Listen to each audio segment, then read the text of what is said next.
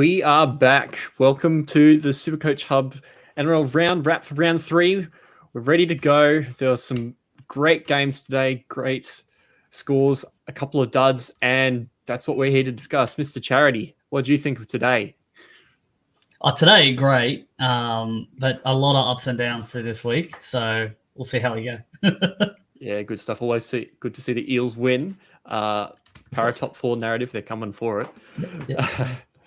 Anyway, any news we should get into before we start, like injuries news and stuff like that? I think probably like the biggest one is the Tino ACL one. Yeah, I mean, it's a shame. It's a shame to see that. It's taking the Titans season from bad to worse right now. Yeah, Tino really is that beating heart of the Titans, along with a couple of the other senior players, but like half of them are out at the moment as well. So like him being out for the entire year, I really struggle to see them doing really much at all this year because they've got Campbell to come back, but like Keeney was supposed to be explosive and fantastic, and he really didn't do a lot because the Titans couldn't. So, but we'll get there. We'll get there. Lots of stuff to go through this week. Yeah. There's a few more small injury news, like there was some concern around Cleary's hamstring. Lindsay Collins has some issues. Tane Tuapiki, who's very Supercoach relevant with the HIA. You've got him in your team? Yeah, he's been doing so well, and then I was buying him so he could cover some of these Storm players, and then it's just like, nah, he's gone now. That's gotta hurt.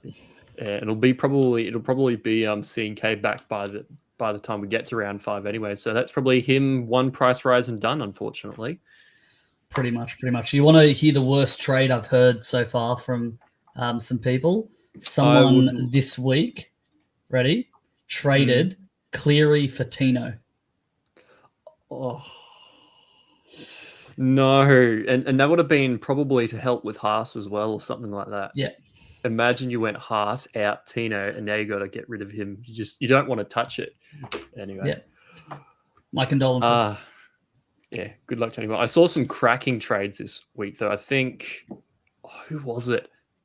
Someone went Grant, Ponga, and someone to Holmes, Teddy, and Lussick. Fantastic result out of those. Lots and lots of points and money. Not too bad. Lussick, not enough, but yeah, we'll get to that. Yeah, the other two. Anyway, let's start at the top, shall we? Thursday night grand final rematch wasn't much of a rematch. It was a bit of a mismatch with some of these stars out, and Panthers ran away with it after Reece Walsh banged up his eye. Yeah, he was pretty swollen. He couldn't practically see out of it at halftime. That was like the Bear Grylls bee sting incident. Yes. It was just swollen like crazy. It's crazy to think that even with the stitches in, he was ready to go back out, but it wasn't until someone passed him the ball and he dropped it on the sideline that he said, "Mate, I can't see," and then they took him back in. So crazy to think he was going to go back out there and play. Yeah, well, the doctors didn't think that he'd broken anything initially, but then the scans came back and said there was a problem. So he's going to be out as well for a while for those poor souls who traded, like the Haas-Tino, who traded probably like a Ponga to a Walsh. Now you're probably going to move him on as well. Again, my condolences. Yeah, so you've got a little system going here, which will help us get through these matches nice and quick. But yeah, so Walsh is definitely one that was disappointed from this. I mean, 1 point, so close to auto emergency loop. It's just a massive pain and letdown in your team if you've got a player scoring 1 point, let alone if they're expensive. Yeah.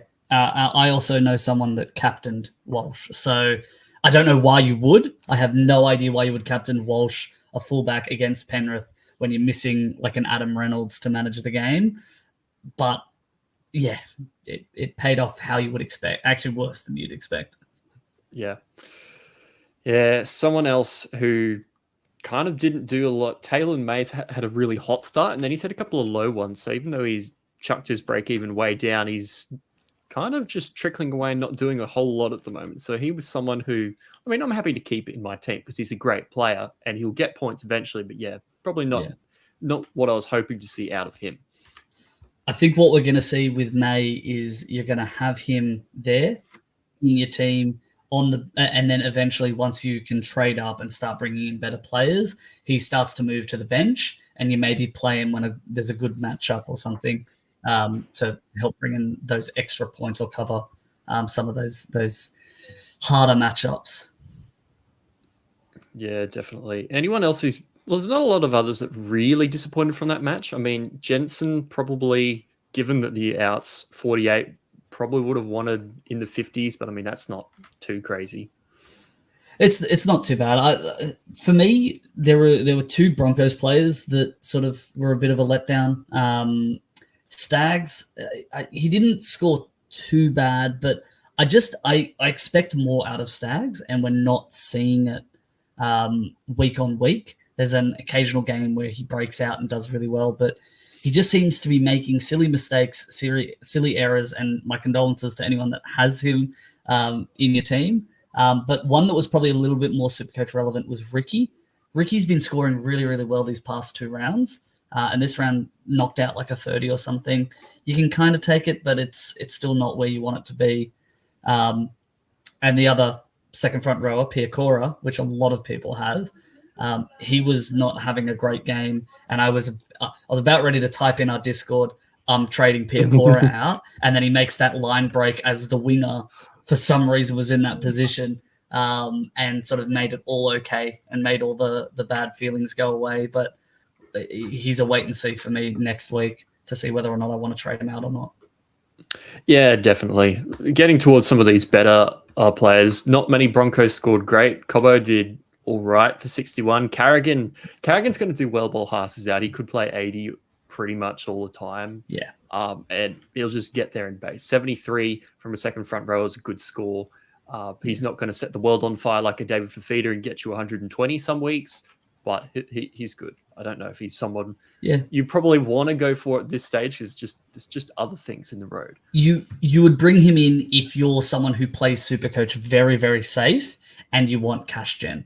Cash gen is usually you either wait till their break even is super low, or you bring in someone who's got some really high upside and a good matchup. Carrigan is if you want to play it safe, I'd say, but definitely I'm not going near it. Yeah, I just don't see a lot of. There's a little bit of value, but I don't think it's going to be long enough. If it was like a really long time out, and I could see him averaging that high 60s, 70 type all the time, sure, but not so much for me. Penrith though, a couple of good ones in there. We'll start lower. But Liam Henry, for his price, cracked out a 55. Do you have Liam Henry in your team? I last minute before the start of round 1 traded Hughes for Henry when we still had the unlimited trades, and was like, I just have a feeling Henry's going to have more secured minutes. Hughes, I just don't know what's going to happen there. I'd rather not take the risk, and it's played out incredible. Really well. I should have actually played him this week, to be honest. Regretting not doing that, but it is what it is. You wouldn't expect to play a bench Panthers player in your starting team, but it worked out. So, yeah, I thankfully played him because I had gone cheap at front row forward, and I think I traded someone out. I can't remember this. No, I hadn't actually, but I moved around a few players, and he ended up in my starters, which was awesome because he outscored Terrell May, which I wasn't expecting. So good. Yeah, so Liam Henry, all right. And then we have 3 tons right up the top. We have our Tungo, we have our To'o, and we have our Cleary. So there was a lot of debate over what are we going to do with Hines, Cleary, Ponga, all those expensive guys with monster break-evens. Cleary comes out, really has a fantastic game, knocks it out of the park. Did you end up moving Cleary on or VC looping him or anything like that? I didn't start with Cleary. So I chose to go with the Hines play based on matchups and go with a Brooks as my second halfback. That was my play, and it's kind of worked out okay. But now after the Cleary thing, I probably should have had Cleary in my team over Hines, but no one was going to expect that with the Sharks matchup. You were kind of hoping 140s each week from Hines, as I know you'll probably have been expecting. Oh, mate, what's Hines averaging now? It's I don't know, it's like 40 or 35. What do you get? Like So he's got 26, 75, and 53. So he's averaging 50 basically. And I think I captained him all 3 weeks. So hot start for me there, but that's how Supercoach rolls. I mentioned to you in the preseason a couple of times that I really wanted Tango on that right side. And I mean, look, they've had 2 games in a row where they've had absolutely shot to bits team on that side and he's benefited. Yeah. But those scores are juicy, eh? I want to see him against a center. That's what I want to see. He's been playing against 2 RFs that aren't known for moving into the centers. Yeah. We'll see how he goes. But he is a freak. He's an absolute gun. We saw it sort of last year and thought he'd go to the new levels. He did pretty well last year, but this year he looks like he's going to another level. He was the prediction I should have made over Best when I said, I reckon Best is going to have an even better year this year. I should have gone with the Tungo one, but it is what it is. Yeah, great insight from you. It's just a shame we couldn't start. I ended up went Best as well, unfortunately, and then I kicked him out of there the other week. So yeah, shouldn't have held.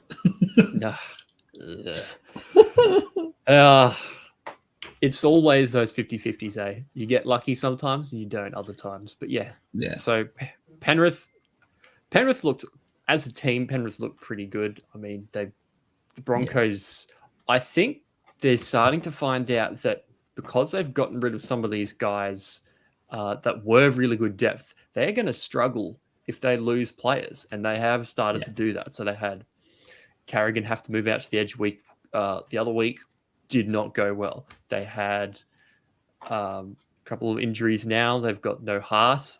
They just get bullied and pushed over by the good teams. So I'm honestly really interested to see how the Broncos recover from this over the next month or so until they get Haas back. Because if they only get a couple of wins through this next period, they could be in some real strife. Yeah, no, I'm genuinely worried for them. They've already got not a lot of depth in their 2RF. They've got Hunt that can come in and help them when one of their 2RFs are out. That's about it. They've got a good replacement in their fullback with Tristan Saylor, which will be great, or Cobbo. So there's some really good options there for them. But yeah, that forward and second front row depth is a bit concerning. So we'll see how they go. Yeah, definitely.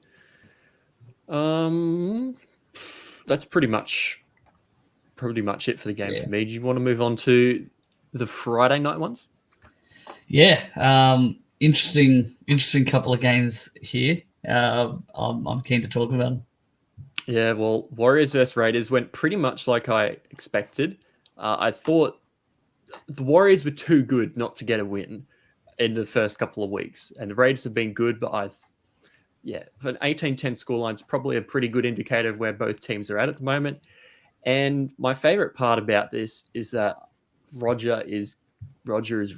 Roger is good. 79 points isn't out of this world crazy good, but 79 points is good enough for me, and I will take that.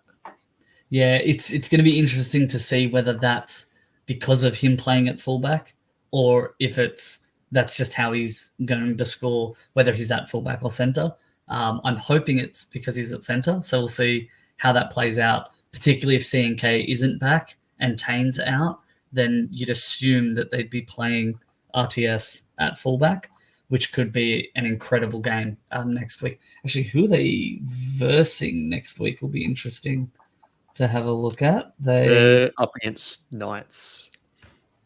Oh, that's going to be interesting. That's a hard one to pick, hey? It's almost like the same as this one. Yeah, jeez. But look, there were a couple of standouts from this game. For me, Rapana had an incredible game. I was actually really, really impressed with how Rapana played. It's just a shame how he plays the game. We're having a bit of a discussion of it in our in the Discord. We were saying Rapana is just one of those players that is all effort but doesn't play to the rules. And it's kind of like the opposite of Gutho, someone who is all effort but plays to the rules exactly and then complains when something doesn't happen to the rules. So it's quite interesting to see the differences in fullbacks, but great effort plays. What did you think about Rapana and the Raiders?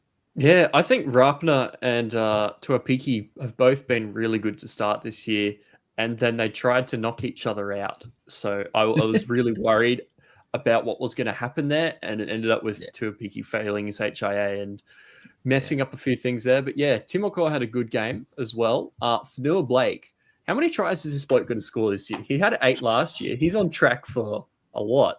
Do you reckon he cracks 10? He just makes it look too easy. Like there was almost a point where he was like over for another try. It was the Savage that made one of the greatest try-saving tackles I've ever seen, pulling down that giant man running at full pelt. That was crazy. He could have had a double and could have just been topping the leaderboard of scores. It's just incredible to see how well AFB is playing this late into his career.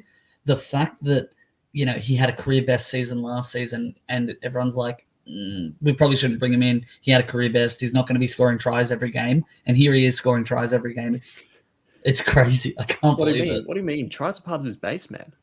Exactly. It's actually not counted as scoring points. It's actually considered base. It's crazy. Another one that I was actually pretty impressed with was Jackson Ford. Went back to sort of what he used to be really, really good for last season, because he's had a bit of a slow start. I've found from the eye test, but he was running really hard lines, scored pretty well Supercoach wise this game. So it was good to see him back to his best, because he was one that I almost had for the whole season last season, and played really, really well. Yeah, I think he was a little bit undervalued because there was a couple of injuries or something like that. But yeah, Ford, didn't he have a couple of times where he could have basically just passed to someone? It would have been another free try assist as well. Yeah, from memory, it's I tried to look back at the games from my memory, like today, sitting down and typing up some notes, and I was just like, I can't even remember what happened in these games, so I had to watch a couple of KO minis to see. So yeah. Ford, if Ford does learn to pass some of those, he's going to be a very dangerous player for the Warriors. It's very good. Yeah. He's already turned into Mr. Consistent for them anyway. But yeah, some other interesting scores. Tohu Harris continues to knock out Tohu Harris type scores. Luke Metcalf, from those who switcherooed around with a 62. And that puts him at a really decent start this year. Very consistent, 70, 63, 62. So honestly, if you've gone him over Dillbags, you've had a pretty decent time of it. In the team reviews before we had lockouts of the teams, we raised that in like the session, like all the people who had jumped in were talking about potential trades to make. And that was one, Brown to Metcalf. And I was like, I love how much cash it frees up. And I actually played around with it in my team live while people were watching what I could potentially do with it. And I was like, I really like this, and just decided against it. And it would have been an absolute masterstroke if I had continued with it. But yeah. Yeah, it's a really interesting one. I think there's just too many fires elsewhere. It's just one of those trades that's like you got 2 or 3 if you're boosting, or bust pretty much. So yeah, a couple of disappointing ones. Tuapiki 35, not the end of the world, but if you played him, you're probably a little disappointed. Ethan Strange came back to earth again after a good one. He misses a few tackles. Hey, how many did he end up with? As much as he misses tackles, he's a young kid and he's actually pretty strong in defense. I rate him as a player. As a Supercoach player, it's going to be one of these hit and miss, and we'll see how he goes. I think he'll do well against soft opposition, but the tougher opposition, he's going to whack out the 25s. Look, he's scoring above what his break even is, right? What he should be getting for what his price is, he's scoring above that. In my books, that's fine, right? I'm bringing in these players because I don't have enough cash to go for the higher end players. I'd love them to generate cash, but if they're not generating cash, as long as they're scoring what they're priced at, I'm happy. Yeah. Someone who also scored 29.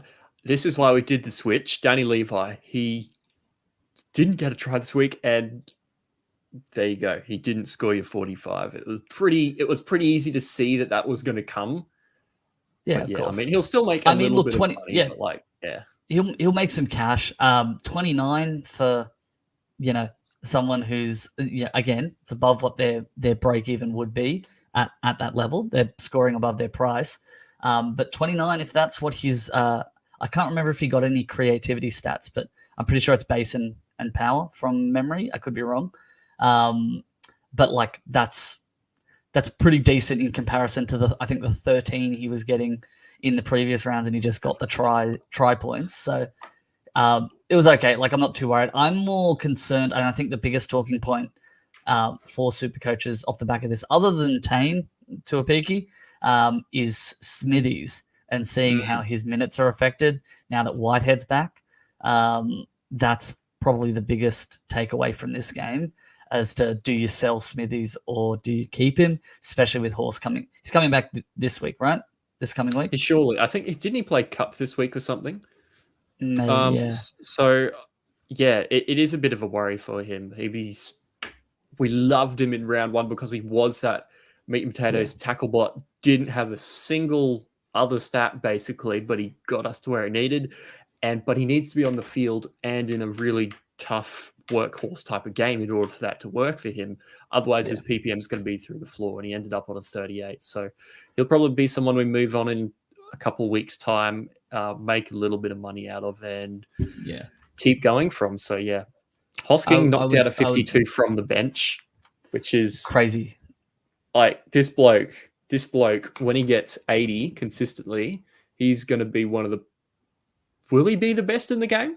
He's done it like every time he's played, no matter whether it was Broncos, Panthers, or here. Whenever he plays 80 minutes, he scores incredibly. Yeah, I'm still not sold like on bringing him into the team. And if you were to bring him in, it was last week to bring him in.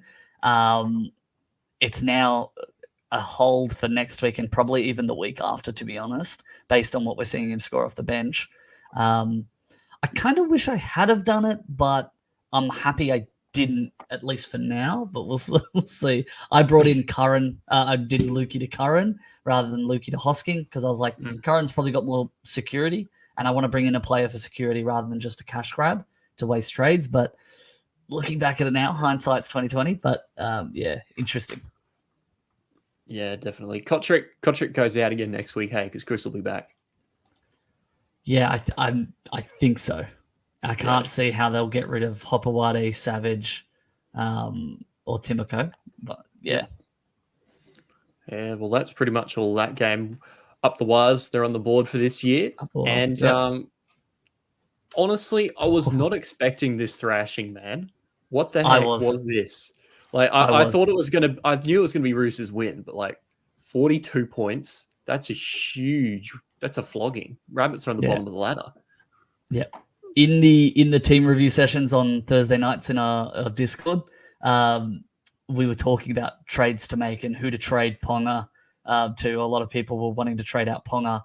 Some people were saying Reece Walsh, and I was saying, I reckon you got to go with someone like a Teddy, who's going to absolutely carve up the Rabbitohs. Now, I'm going to put that down as one of my wins, right? I had a lot of losses in terms of players. I said, you should probably try this, you should probably go to this. But I just remember sitting there watching that Roosters Rabbitohs game going, why didn't I listen to my own advice? I should have gone straight to Teddy. For me, it was looking at the Roosters run. I'm not too happy with the rest of their games, but I looked at it now after this game and I'm like, hang on, Panthers, Dragons, and then there's a couple of easier ones after that as well. So maybe that is the best play to make. But yeah, great game by Teddy. Yeah, it's good to see Teddy back to what we know he can do, because we were really worried for him last year. We thought it was possibly the end of Teddy as a Supercoach option, but now he's proven us wrong.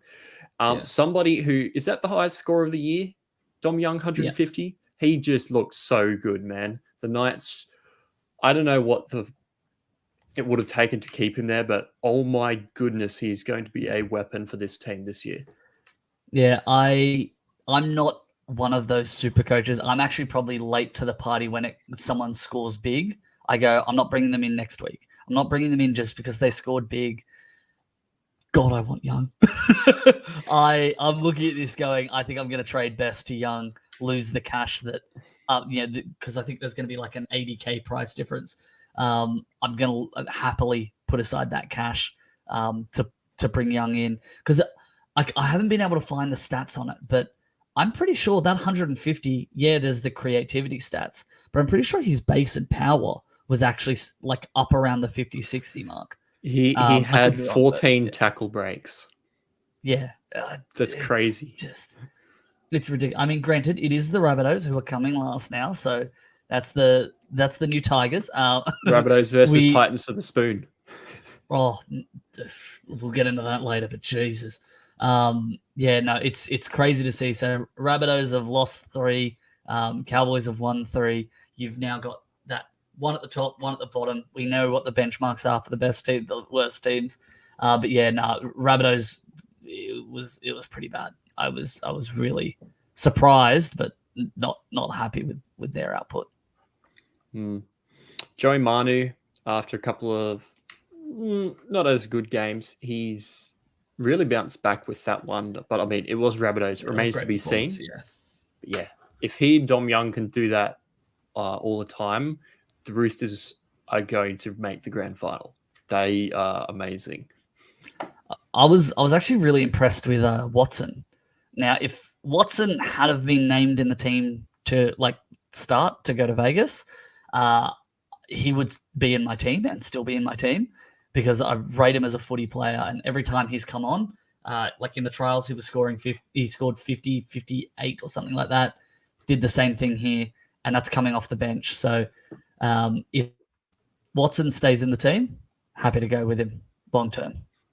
Yeah, because he got 52 minutes, which honestly was a lot more than I was expecting. It pushed around a few other guys' minutes, and somebody who didn't score as well as a result of it was probably Cheese. 47. How do we rate Cheese moving forward? Because I mean, Cheese is scoring what he's most likely going to score. He had a couple of injuries throughout that sort of stopped him. I think what brought up Watson's score as well was the fact that Walker went off for the HIA. So that sort of gave him a couple of extra minutes than what we were expecting, but still just a really, really good output from him. But yeah, it's interesting. What I was concerned about was the fact that injury happened and then Watson goes into 5'8". But May didn't get as many minutes as he has been the past couple of weeks. So that was quite interesting to see. In a Roosters team that scored really high, the guy who's been scoring really high week on week didn't, which was interesting to see. Yeah, it was quite unusual.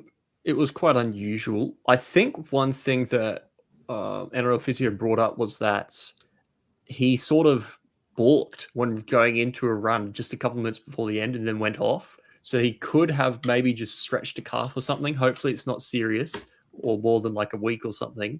But yeah, otherwise he probably would have got another couple of minutes, which, I mean, it's not as many as he's been getting, but it pushes a 52 minutes into a 55 sort of minutes, and that's a bit more promising. Yeah. But yeah, what was I saying? How did Sam Walker only score 56 with 2 tries and 4 goals? Probably missed tackles, if I'm going to assume.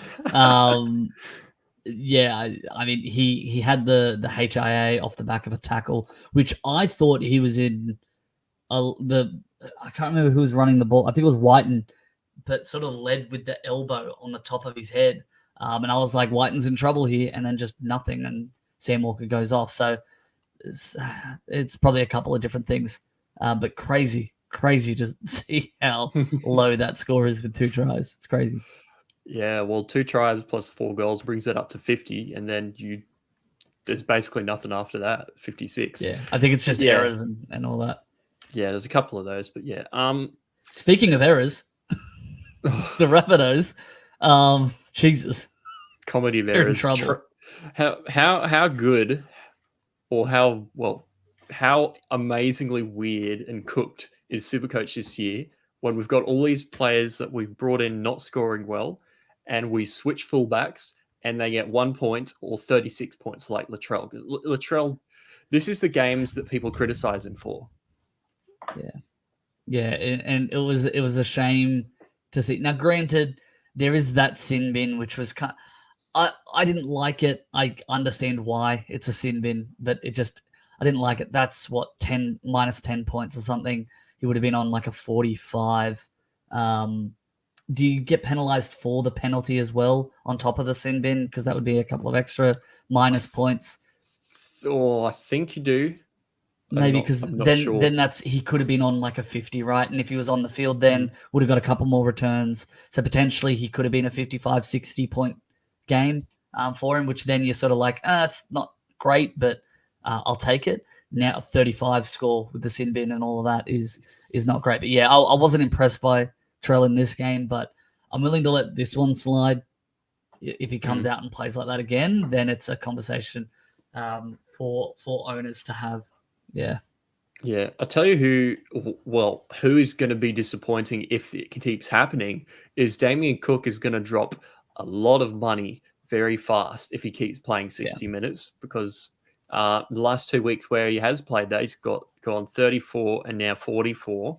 And I mean, honestly, with the performances of Robson and RP in recent weeks, I think that he's not going to play Origin this year. What do you reckon? Yeah, no, I can't see. I wasn't even thinking Cook was going to be in the team this year before these performances, but this is almost like cementing it. I'll tell you who are the big winners coming out of this Roosters Rabbitohs game is Lachlan Ilias. he would have been sitting on the sideline there going, told you it's not me. I'm the problem, hey? Okay. We'll see. And then this happened. So, yeah, no, he was probably sitting there having a little chuckle to himself, I'd say. Yeah, just so disappointing. And it doesn't get easier for the Rabbitohs. They have the Bulldogs, which are now coming off a win with a little bit of confidence. Rabbitohs not having any confidence. And then you've got just a horror run for, I think it's the next 5 games after that. It's not looking pretty. Trell owners, I'm a bit concerned for you, but Trell is pretty fixture proof. So, tough. Yeah, it's not good. Someone who did have a bit of a bounce back week for the Rabbitohs, so Colin Matungi with a 98. Yeah, great. He's going to do that sometimes. I think Olakau'atu has sort of taken over as the big, powerful back rower that everybody's sort of focusing on, but Colo can still do it from time to time. In this Rabbitohs team, it remains to be seen whether it can happen week on week.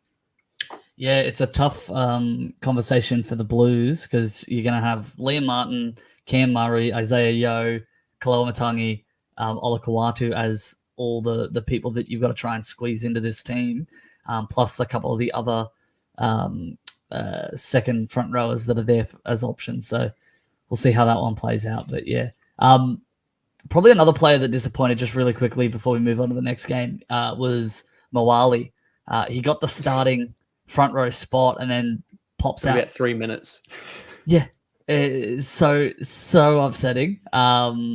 Considering the fact that he scored like 60s back to back off the bench to then come out, it's upsetting, especially if you're a Mawali owner. Yeah, I was honestly expecting Havili to have more minutes as well, honestly. So 12 points and 10 points for him and Mawali, respectively. Yeah. And Duncan, anyone that went and picked him up excitedly went the other week, you're not having a fun time. No. You should have gone Kai Piss-Paul. Oh, yeah, how good. We'll get there. Anyway, one scoreline that I was probably even expecting less was a 32-0 shutout of the Bulldogs over the Titans. I am really worried for the Titans this season. I don't know what they're going to do. We had all this narrative, new coach, it's all going to happen. He's got the great coaching style. Get rid of it's not working. Something needs to change. Suddenly, Holbrook doesn't seem too bad, eh? No. Well, was he the one that managed to get them up to, what was it, 12th last year or 13th?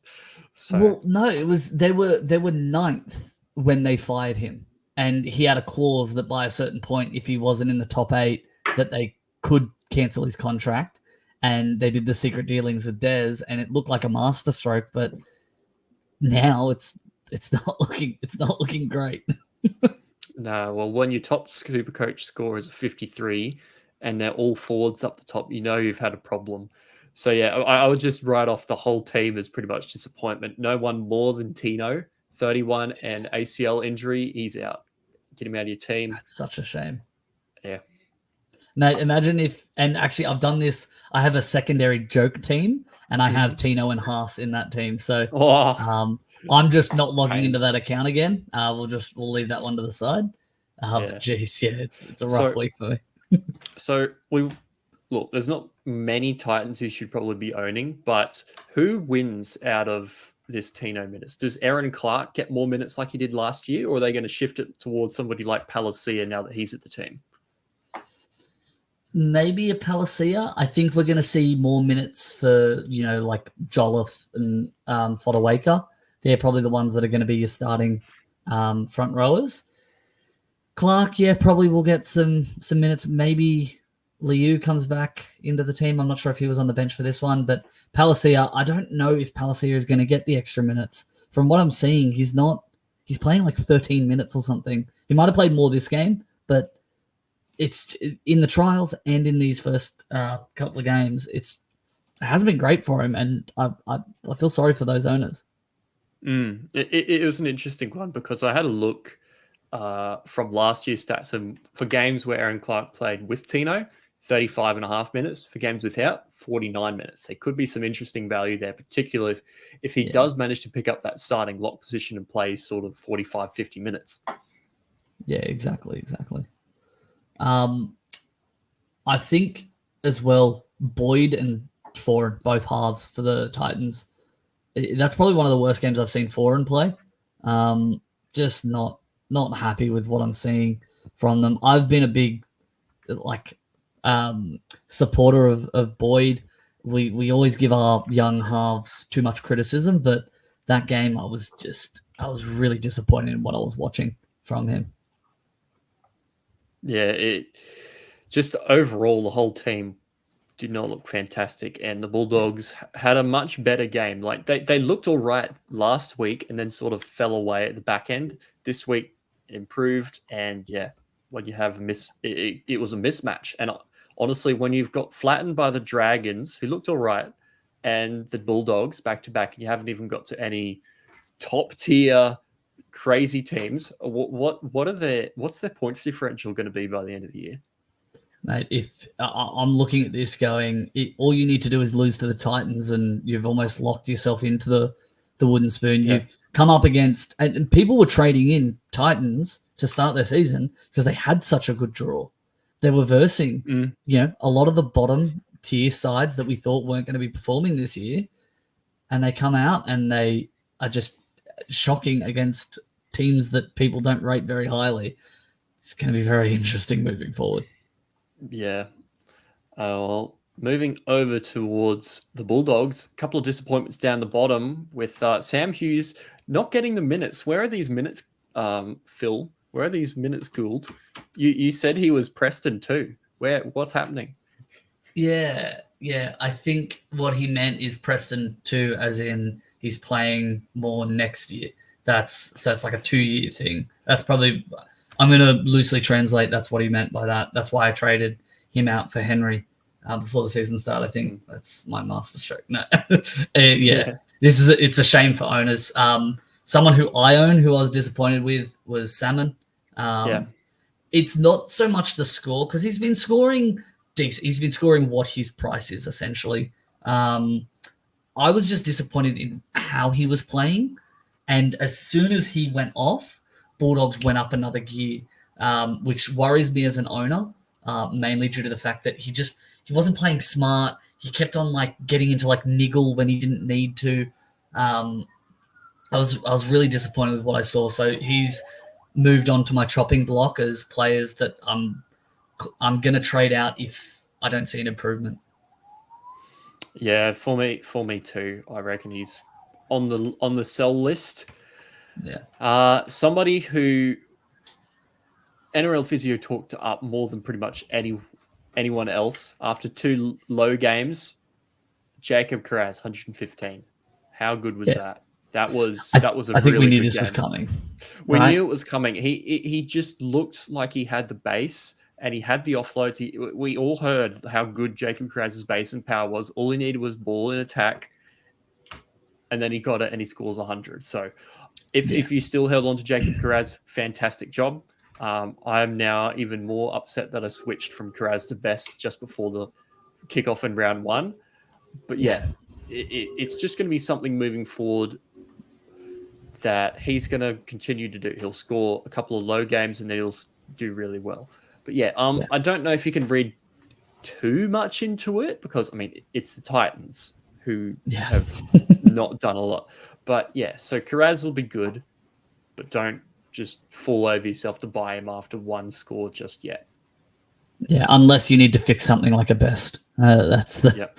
But yeah, we'll see how they come up against better opposition, the Doggies. Yeah, that's the main point, I think. Yeah, who have they got next? The Dogs.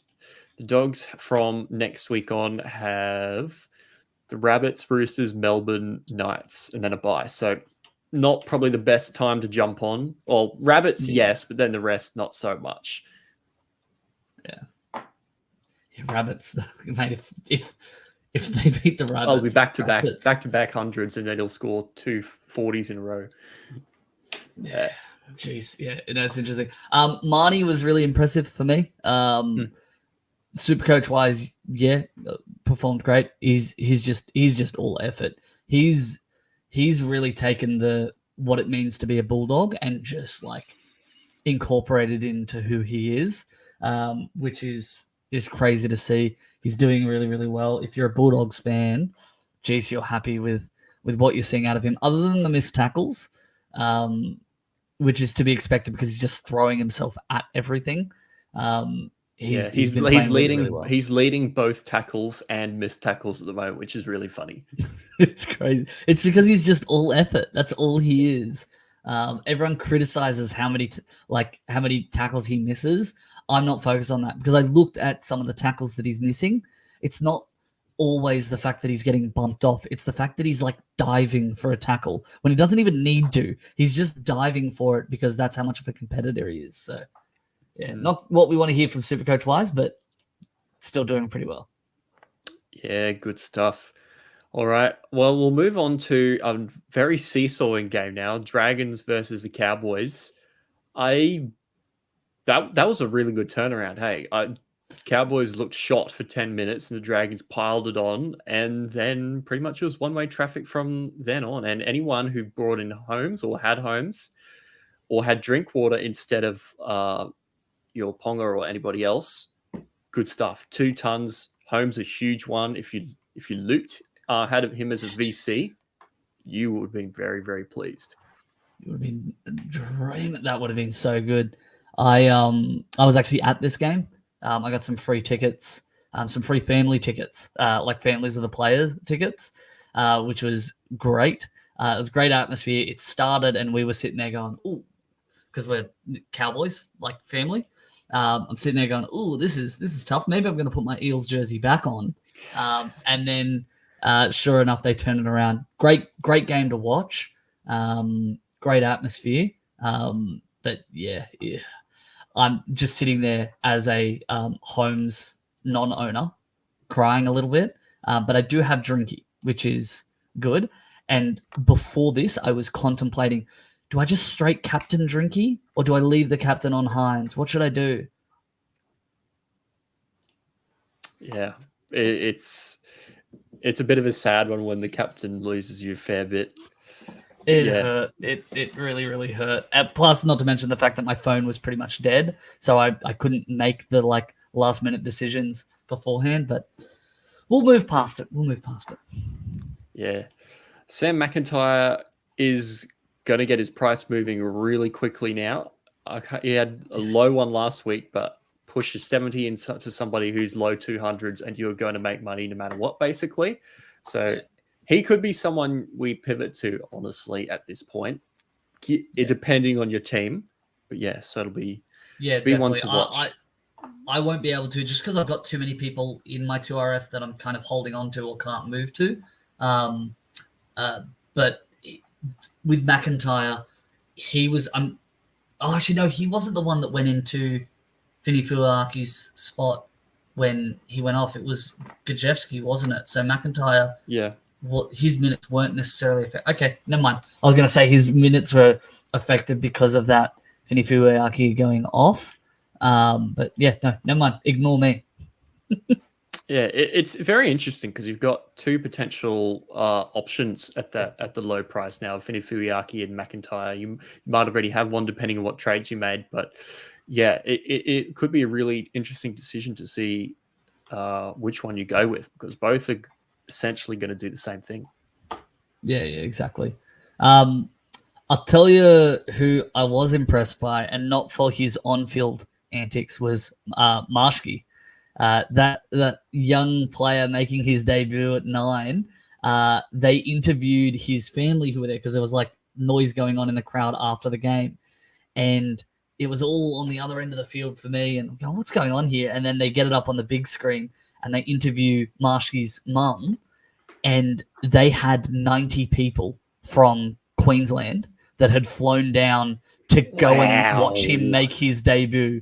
And I'm like, That's how amazing. popular must this guy be to have like a group of, they got 90 tickets for the game for all their friends and family and work friends and all of that to come and watch him play. It was incredible. They were making so much noise. I could hear them from the other end of the field. It was insane. So credit to Marshke. I know it's not Supercoach relevant, but geez, that was crazy. Your own little Barmy Army section of the crowd. Exactly. Yeah. Who disappointed me though? Oh my lord, Viliami Vida. I had him in my team because I wanted a non-playing dual position player. And when he got named the first week, I was like, oh, it's just because Luciano's out. Well, it should be fine. Sewer gets ruled out. But he's still just named on the bench even before the Sewer rule out. And I'm going, what is happening here? He then scores a 9. Luckily, I didn't. If I had have needed to VC loop because I had Drinky on, 100 practically, it would have been, oh no, now I've got to accept the bloody 9 that he knocks out. Oh, sorry. There we go. My rant's over. It's so frustrating. Yeah. They're still missing Sele, aren't they? Do we know when he's back? Because like it sort of just has gone under the radar that he's just not there. Yeah. So that could fix it. But yeah.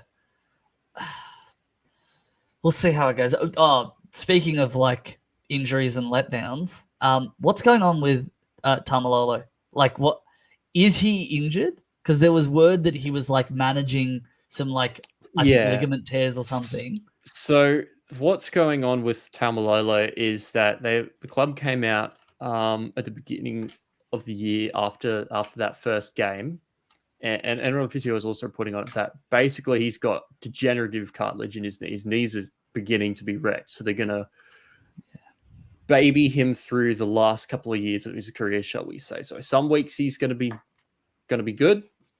Then he might not train as much, and he might have a 20-minute game like he did today. So that's probably what's going to be going moving forward. Thank you for your service, Lolo, as an absolute Supercoach stud through the mid 20 and late 2010s, but not anymore, unfortunately. Yeah, no. Any owners, you're almost guaranteed you gotta sell, but then next week he comes out and breaks 1,000 tackles and scores you 80 and you've traded him out. That's how just Supercoach goes, right? But yeah, for me, if I had him, it'd be a sell. Yep, definitely. Well, my Jake Granville narrative that he'll play tons and tons of minutes in Origin is looking shaky given that he scored 5 points. But yeah, at least the first half will be right. It'll be like he goes to basement price and then he scores the points. So I just got to cross my fingers and wait until around 30. Yeah. You'll pick him up for 200K. Yeah. That's good. That's really good. Probably someone who actually disappointed probably most owners. I don't know. I'm speaking on their behalf, but Moses Sully. A lot of people were really high on him in the preseason after watching him tear up in the trials. And then he's come out and I think he's been scoring 40s. I can't talk though. We can't talk as best owners who we paid 200K more for and is scoring 30s. But still, as a Sully owner, I'd probably be a little bit upset with what I'm seeing. They just aren't passing him the ball for some reason, or if they're passing him the ball, there's already defenders on him. So it's hard to see whether or not he's going to be Supercoach relevant moving forward. But for me, I need to move on to someone else. Yeah, I think someone who's a bit more a bit more positive. Kyle Flanagan finally had a good game, 71 points. He's going to get his price ticking, but like, surely you just got to have Galvin. Surely.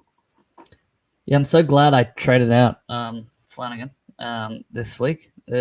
Although, to be fair, I traded him out for Townsend via Jules, and that's actually played out okay because he's only a little bit more expensive. He had a negative break even, and he scored 60 in this game. I will admit, though, he was on 22, and then I checked 30 minutes later, and he was on 23, and I was going, what have I done with my life? And then he scores a try, gets a line break for it, and is on 60. So he made up for it, luckily. Yeah, I owned Townsend in draft like the whole of last year, and he did not help my cause. But yes. Yeah. I didn't want to own him, but it sort of made sense for me. No. Someone who we've kind of completely overlooked, I think we'll finish these off quickly, but Robson, if you don't have Appy, has been the way to go. He's just knocked out a couple of solid scores and then brings it home with a 95 and a really good performance. Zach Lomax is just getting it done. We thought he'd struggle on the wing, but man, these tries are helpful. Yeah, he's making some points, that's for sure. Yeah. He's good. I reckon the next game is going to be the interesting one to talk about, right? I want to ask, what did Benji say between last time and this time? What happened? Because that was amazing. That was probably the best Tigers performance I've seen in a long time, unless you it depends how much you read into the Cowboys versus Tigers game where the Tigers won by 1 billion. But other than that, like, this was very promising for the Tigers. 32-6 over the Sharks, when you probably expected Sharks 32 over the Tigers 6 was a really interesting result. You kind of tipped this though. Well, you didn't tip it, but you kind of felt like something was going to happen. All week I had been saying, feeling it in my gut. I just feel a boil over that's going to happen at Leichhardt. It's, Leichhardt has some voodoo stuff going on with it. It's going to happen. I'm pretty certain the Tigers are going to win. Not only did I tip the Sharks, but I captained Hines and didn't act on any of my gut feelings, which I said this year, Cameron, follow your gut.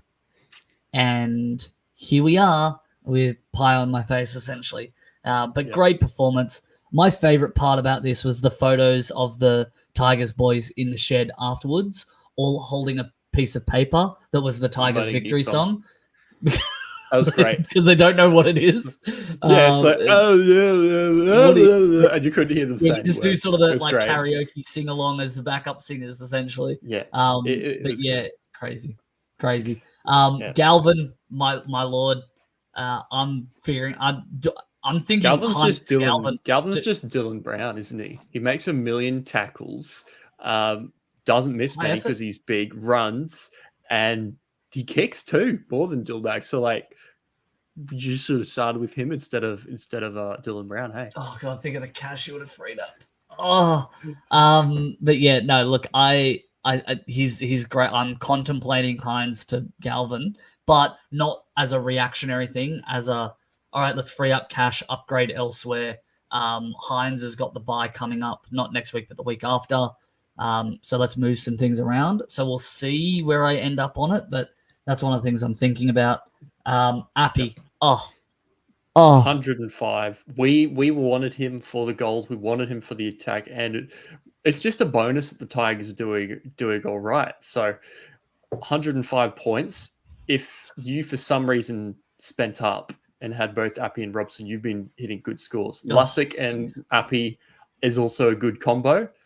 And on you probably don't need to touch him at this rate. Like, do you even upgrade? I'm contemplating. Is he just hooker 1 for the year? I mean, look, it is the second performance, right? So, didn't perform as well in the first game. Still decent score. We'll see how he goes this game. He's playing. Are they playing the Eels? No, Eels maybe. It's going to be interesting to see how it plays out into the next couple of rounds. But he looks great. I'm considering doing Levi to Appy. to round out that hooker position, because right now I've got Lussick and Levi. I need someone with a little bit more points in that position. But yeah, no, just played super well.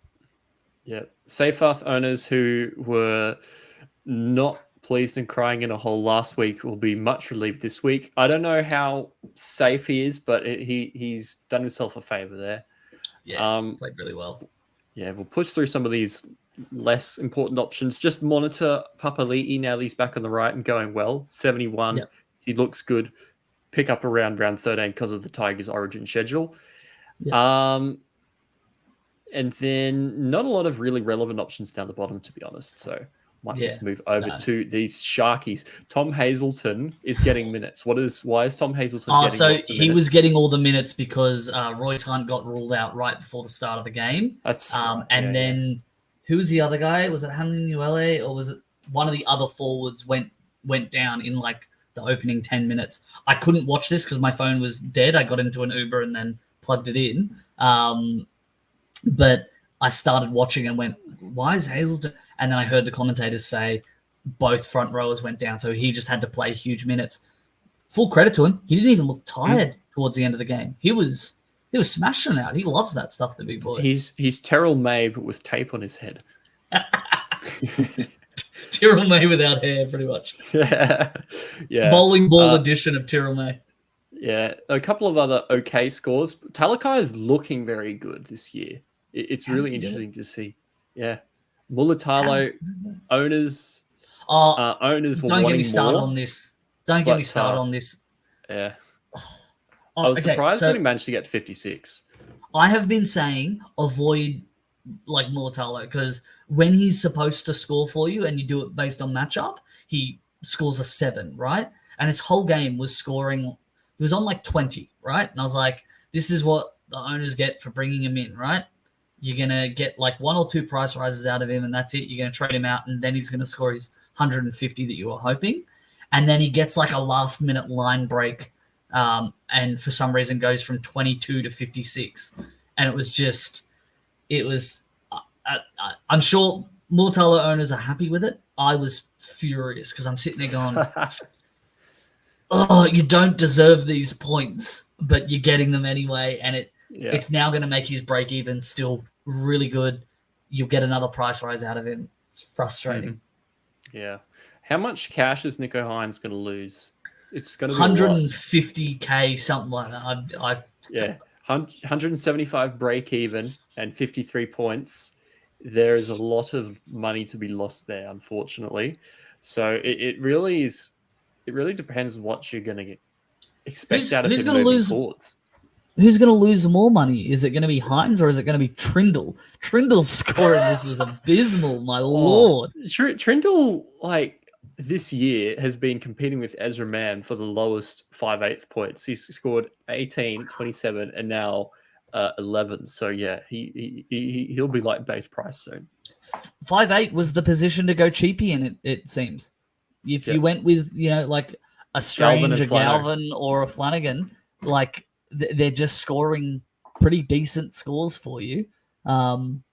If you went Flanagan to play in the position round 1, you went Strange to play in the position round 2, and you went Galvin to play in round 3 or Flanagan in round 3, you're cheering. Like it's ridiculous. I can't believe it. Yeah. Ramey in low 1. Finucane. Did Finucane hurt himself as well? Finucane was the other one that I think was out. Yeah. That was the forward that got injured. Yeah. Remains to be seen how it pans out. But yeah. Sharks need to give themselves a slap and wake up. Mitchell Moses owners. If you started the year, there was a good chance if you didn't go Cleary Hines, you probably went Moses Hines, and after Cleary got 121, you would have been sweating. But 109 from Moses in a really good performance. The Eels, it was an entertaining game. Like it went after the Sea Eagles went 14 zip in about three seconds. I thought it's over. This is the type of game that Eels lose. And then to come back and have the effort to get themselves in the game firstly was really impressive. yeah, not a lot of crazy super coach scores out of it. Pretty much just Moses. But yeah. After that first 15 minutes, I was about getting ready to cancel this podcast. I didn't even want to show my face. I was just so frustrated. And then they just came back and I was like, how are we winning this game? What is happening? Really, really great performance by the team to like grit it out, especially when we were getting absolutely towed up. The combination of Blaze and Harper looked like it was getting torn to shreds. And then just all of a sudden, from I think the 15-minute onwards, it was 91% possession for I think the next 20 minutes to Para. We just didn't let them have the ball, and it was incredible effort. I think on that point, Blaze Talangi, he's looking good. He was good in contact. He had like good runs. He made a couple of mistakes in defense, which I'm willing to let slide for now, but if we get Sivo back there and there's some decent combination in defense between them, I don't mind him as our center moving forward because, though Simonson's pretty good. I don't know what I want to do there, but Blaze looked incredible. Yeah, it'll be very interesting to see who is first backup between Talangi and Harper now. It'll probably still be Harper, but we'll have to see how it goes. I don't rate Harper. I can't believe he scored a try, and he scored a try in the first game as well. I don't rate him. I don't even know why we purchased him when we had people like Con Tracy on the market, or a couple of other like really good center wings. I would have thrown the Tracy, kitchen sink Iro, at Herbie Cass. Farnworth. Yeah, just any of them. And then we get Harper. That's we've got a center at home. The center that's at home. It's just not what we want. Sorry, Morgan Harper, if you're listening, but I'm not. I need a better player in center. We've already got a pretty weak, I'd say, like CTW for us. When Penasini's firing and Sivo's firing, it's good, and we can sort of have just like people in that role. But yeah, not happy with it. I think of the players though that played really, really well. I'm gonna, as much as people aren't happy with the score that they got out of it, Turbo played really, really well. If that try hadn't have been called back, that contentious try, it would be a great score for Turbo owners. Probably would have got to that 100 mark. So, played really, really well. I'm regretting not starting with Turbo, but Drinky and Ponner isn't too bad. But yeah, Turbo's been lighting it up. Yeah, it's sort of the fear factor with Turbo because Drinky has been scoring well. Turbo's one that at a drop of a hat will score you a captainable score and dominate your head-to-head matchup for the week just alone. But yeah, so the rest of the Eels players, Dylan Brown knocks out another below par score, 52 this week. Just dropping to Galvin. Honestly, is dropping him to Galvin and freeing up cash to fix things a play, or is that just too crazy? Because I've got Brooks with the duel, I'm contemplating, do I drop Brown or do I drop Hines? And because Hines has that bye coming up, that's why I'm going more toward, leaning towards that. But the matchups for next week, I'm not too sure. Although, if Eels have the Tigers from memory, maybe it's worth keeping him for a week and see. Keep him for another week, see how it goes. Maybe keep Hines for another week, see how it goes. But I want that Galvin price rise that we're probably going to see. Crazy to think how this season has played out. It's just that's me. Yeah. Were there any more players that impressed you, or do you want to go on to the players that didn't impress? Yeah, I mean Harper and Tuilagi, game-wise, it was a pretty good game up against their old club. Well done them, helped us get the win. Yeah, other than that, not a lot in this team that went crazy. Hopgood, 42. He's not going to get the minutes with all these guys here. Gutho, low. Lane, 35.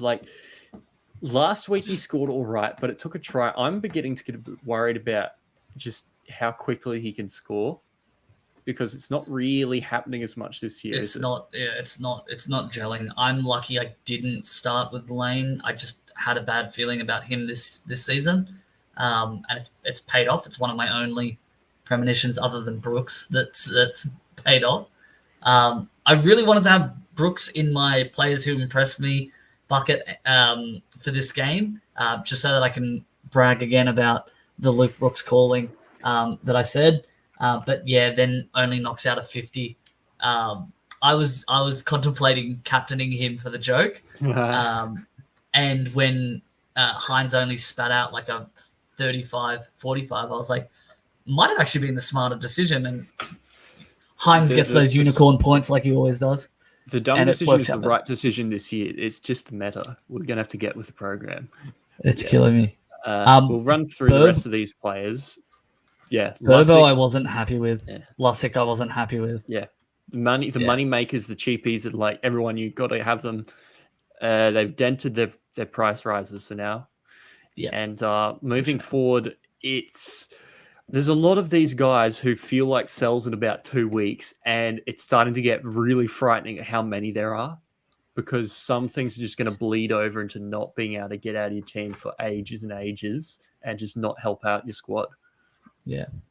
Yeah, and I don't know whether or not you move on those like lower players, the ones that you had brought in to be your cash gen people, trade them out first, or trade out your higher end players that are bleeding cash fast, or do you just hold on to those high value, like a Hines, like a Brown, hold on to them and just hope they go good so that you don't cop that price drop and just hope they go back up in value? Or do you go with the cheapies and hold on to them in hopes that they can get some better scores? It's going to be an interesting conversation in the next 2 weeks.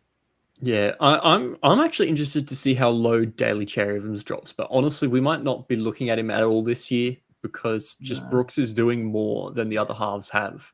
So yeah, that's one to keep an eye on. But I think it's better for Manly, but it's not better for DCE Supercoach. No, definitely not. So yeah. A lower one for Ola Kawatu, but 51 as a second row forward's not the worst. And Garrick 95. Garrick at center is really good. He's just really good.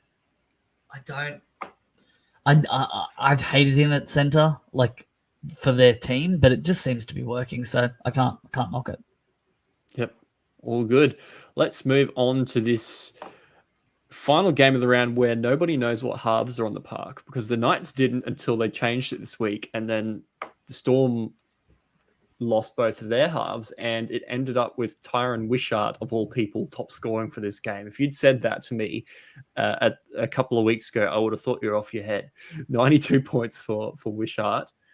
It just shows you that you can't start with his expensive 5'8". Hey, you just have to buy basement guys. You look at the best scoring 5'8" from this week, and it's Wishart, it's Galvin, and then it's Flanagan. That's really funny. Flanagan is your highest value, top scoring 5'8". I can't get over it. It's crazy. It's good. The battle of the fullbacks ended in a perfect draw, 76 each between Ponga and Pappenhausen, which is a win for Pappenhausen owners. Yeah. And if you sold, I mean, it didn't get you any points, but got you more money. So it depended on what you actually ended up using with that.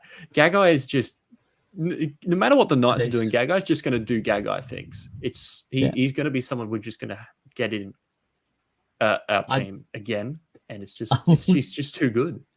I've never had Gagai because I've just been like, he's too expensive. He doesn't really do that much, and just every week you watch him and you go, I can't really see. Although this game I was watching and going, oh, now I see it. But the other games he doesn't do that much, and then ends up on 70, and you're like, how? How did this happen? Like, it's just tackle break. He just somehow manages to get all these tackle breaks. He's fairly involved, but just quietly involved, and just gets his work done.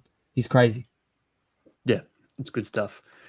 Somebody else who is very, very interesting going forwards, if he continues to do what he has been doing.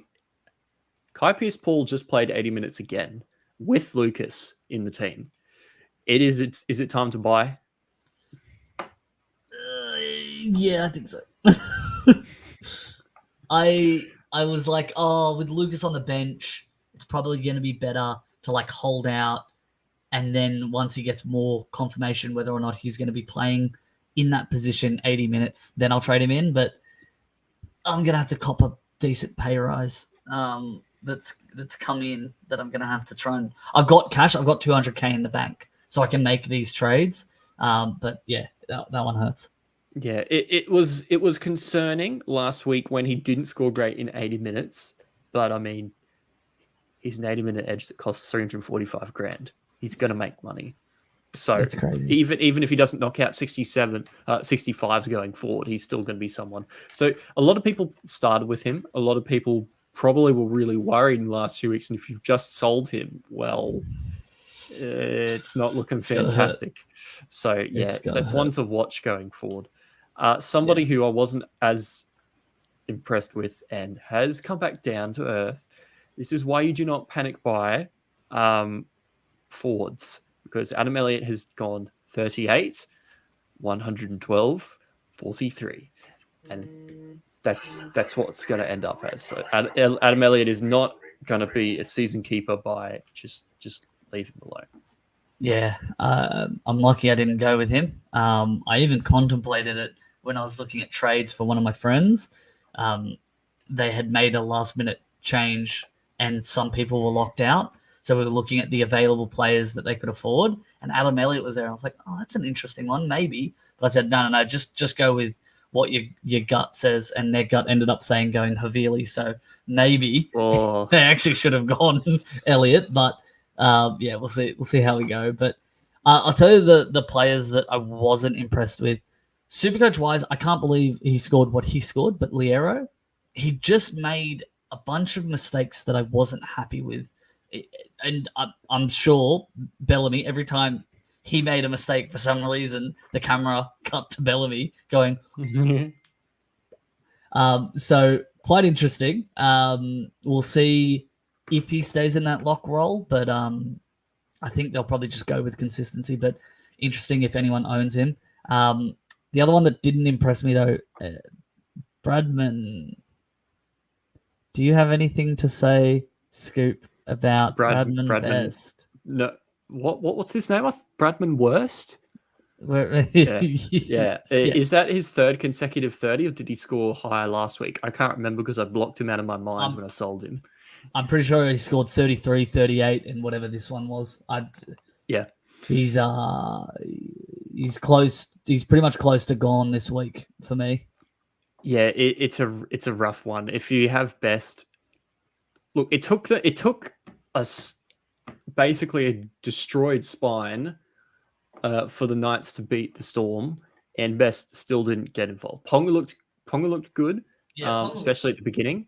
But yeah, Best, I think it's time to get him out for somebody who's going to make money or score more points.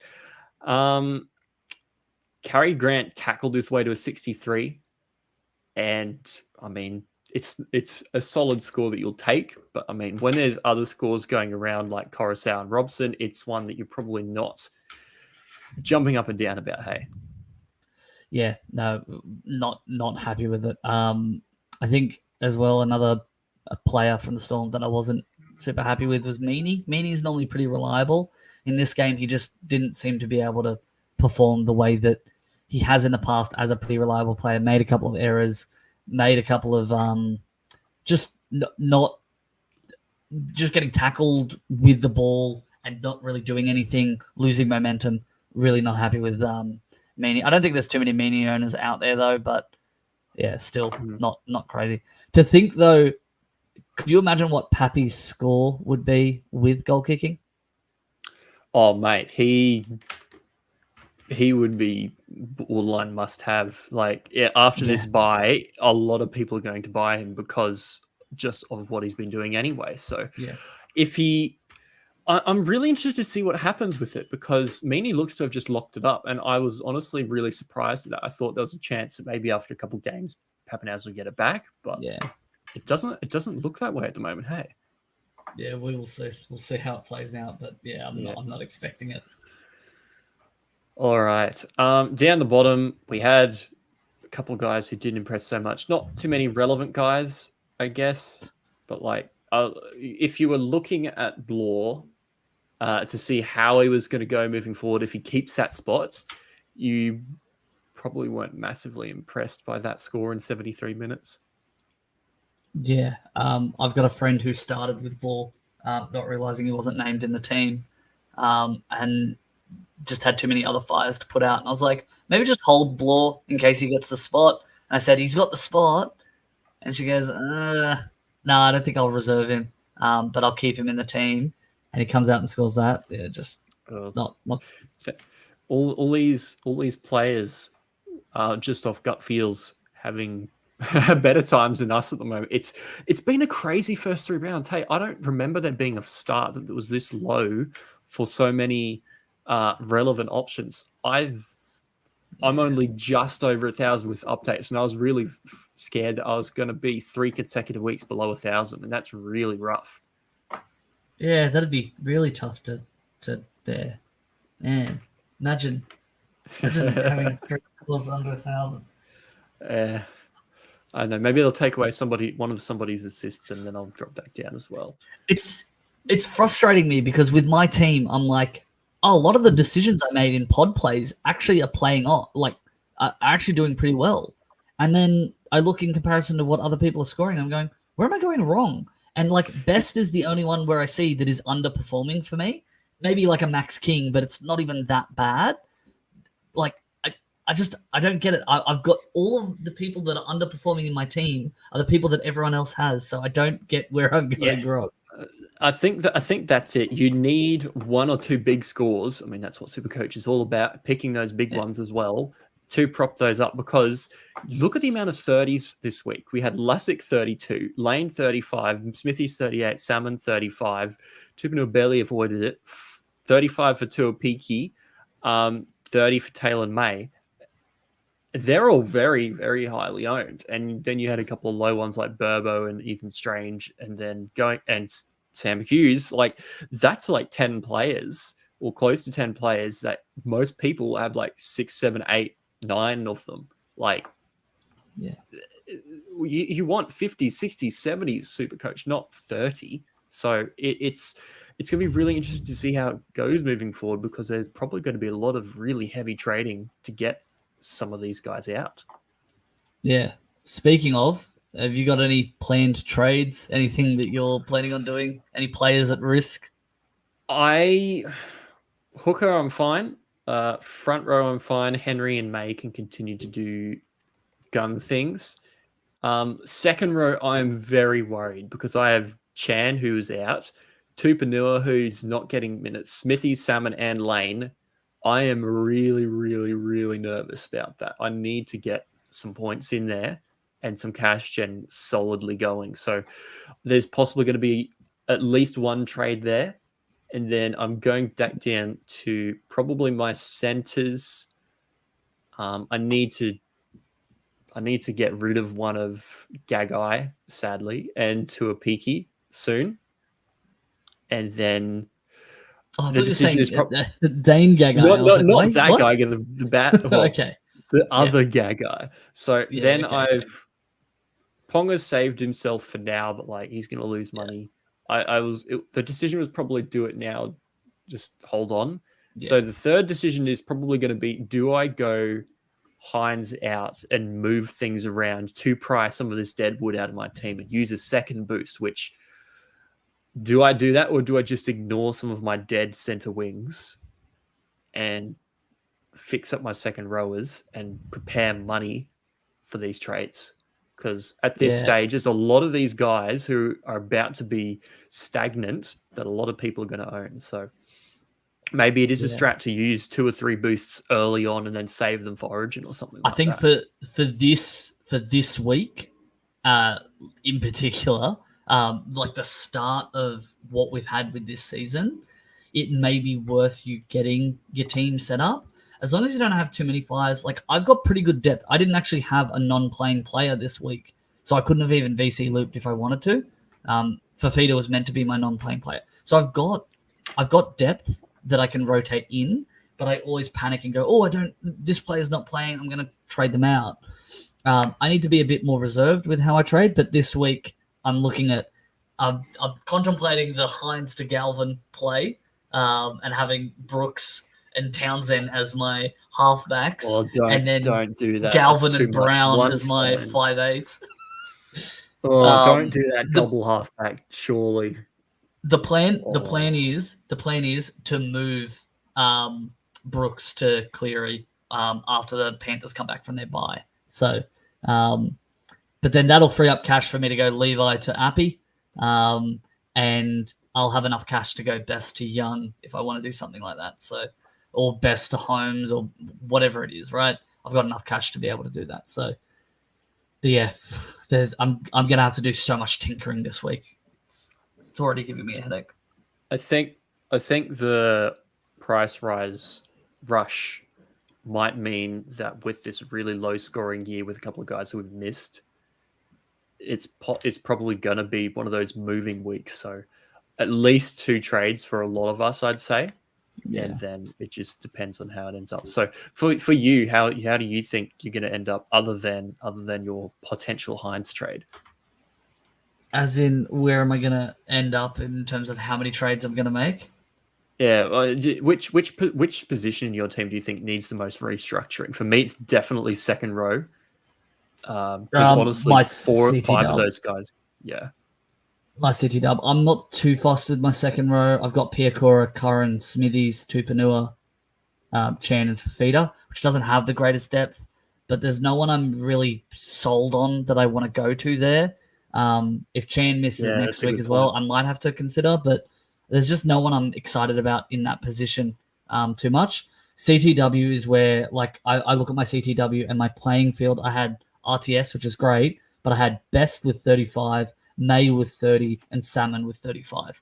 I'm just that needs up. That's I'm looking at that now. I'm like, that's where I've lost. When people have maybe an RTS and a Holmes, or an RTS and a Young or whatever, I can only imagine what your score would be. That would have pushed me over the 1,000. I would have been happy with it, but yeah.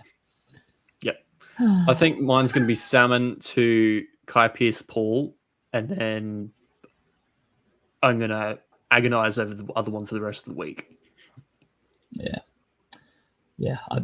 I'll tune in on the Thursday team reviews for what trades Mr. Charity has made, as well as getting some pointers, considerations. Tell us what your thoughts are, but I don't know if I should be running these anymore. I'll tell you. Look, all of us at the moment are like 30, 40, 50, 1,000,000 rank at this point. Hopefully we'll come in by the end of the year. But yeah, sometimes there's just weird years like 2021. Players who are good ranked 5, 10, 15, 20,000 even by the end of the year. So it's very early days yet.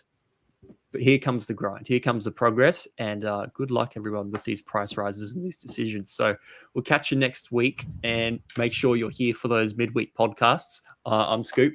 Thanks for joining me, Mr. Charity.